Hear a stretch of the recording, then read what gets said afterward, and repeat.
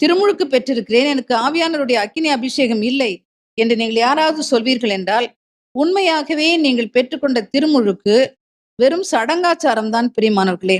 ஆகவே இன்றைக்காவது நான் திருமுழுக்கு பேரளவில் பெற்றிருக்கிறேன், ஆவியானவருடைய அக்கினி அபிஷேகம் என்னில் இல்லை என்று சொல்லி நீங்கள் உணர்கிறீர்கள் என்றால், இப்பொழுதிருந்தே தூய ஆவியினால் ஆட்கொள்ளப்பட, அக்கினி அபிஷேகத்தை பெற்றுக்கொள்ள, பரலோக நெருப்பால் நீங்கள் ஆட்கொள்ளப்பட உபவாசித்து, கண்விழித்து, உருக்கமாக நீங்கள் ஜெபியுங்கள். தூய ஆவியை பெற்றுக்கொள்ளும் வரைக்கும், பரலோக அக்கினியால் நிரப்பப்படும் வரைக்கும் நீங்கள் ஓய்ந்திருக்கவே கூடாது பிரியமானவர்களே.